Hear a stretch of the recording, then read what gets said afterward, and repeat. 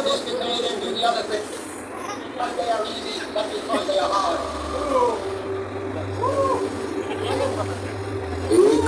छोटा सा कदम।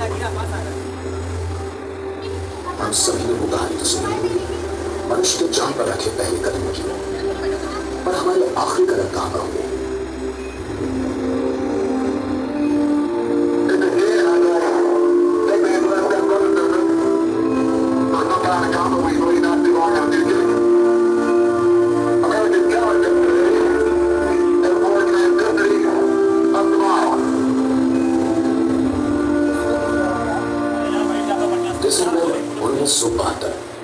अंतरिक्ष यात्री धातु से बने एक छोटी सी कैप्सूल में सवार होकर पृथ्वी की ओर लौटने की तैयारी में थे।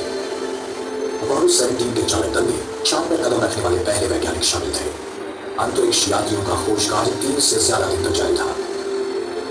उन्होंने कई प्रयोग किए और उससे पहले हुए किसी भी मिशन से ज्यादा सतह का परीक्षण किया।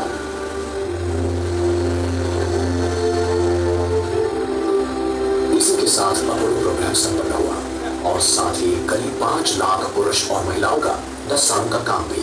अमेरिका और रूस के मुकाबले में जिसे स्पेस रेस के नाम से जाना जाता है, मानवता ने यह साबित कर दिया कि हम चांद पर चल सकते हैं।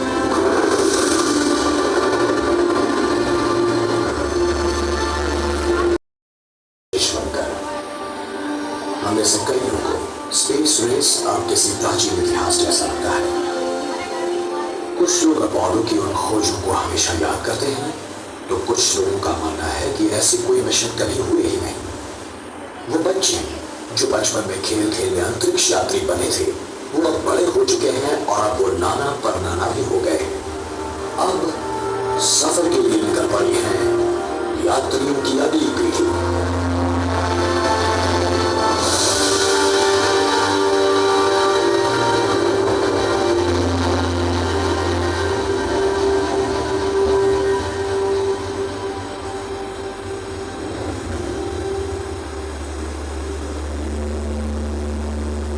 अंतरिक्ष में मनुष्य का साहसी भ्रमण लेने से पहले हमने हमारे सामने खड़ी होने वाली संभावित चुनौतियों को समझने के लिए हमारे रोबोटिक एक्सप्लोरर वहां भेजे।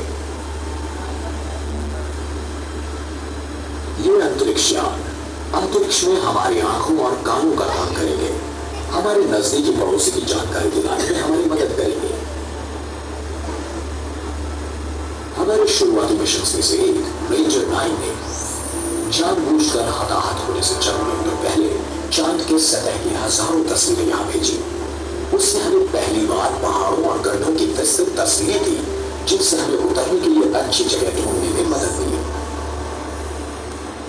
सर्वेयर लैंडर्स और धीरे से नीचे उतरे। रेंजर्स का तो एक ही काम था, तस्वीरें खींचना, पर सर्वेयर्स में रोबोटिक भावना तथा अन्य उपकरण थे। उन्होंने चांद किन चीजों से बना है ये ढूंढने के लिए पहली बार प्रयोग किया। उनके पश्चात हमने रोवर्स को भेजा। आज भी ऐतिहासिक मिशन में पाई गई जानकारी और नमूनों का अभ्यास कर रहे हैं, पर इन शुरुआत में आए मेहमानों ने हमें सिर्फ उन विभागों के बारे में बताया जिन पर वो उतरे थे। और स्पष्ट चित्र पाने के लिए हमें चांद को उसकी कक्षा से देखने की जरूरत है। नासा और यूरोपियन स्पेस एजेंसी ने चांद की परिक्रमा में अंतरिक्ष यान भेजे हैं और हाल ही में चीन, भारत और जापान ने भी भेजे हैं।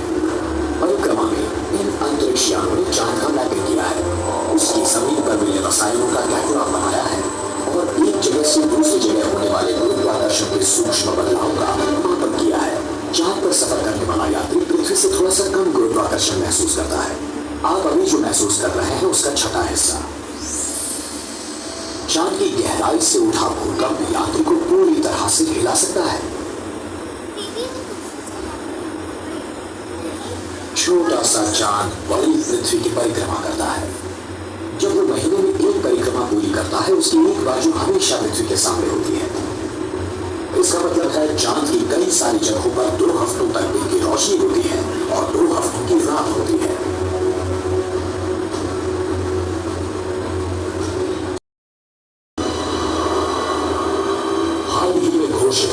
अंसारी एक्सप्रेस ने एक नई इंडस्ट्री की शुरुआत करने में मदद की, जो यात्रियों को स्पेस की सीमा तक ले जाकर वापस लाती है। ऐसे कई पुरस्कारों ने चुनौतियों की सीमाओं को सफलतापूर्वक खुला किया है और संस्कृतियों को इनोवेटिव तरीकों से बदल डाला है। तो वो कौन सा इनाम होगा जो हम सभी को एक साथ चांद की ओर जाने में प्रोत्साहित करेगा? हम कैसे प्रयोग में लाएंगे उस उत्साह, संपदा और ज्ञान को जो पूरे विश्व में सभी और अस्तित्व में है?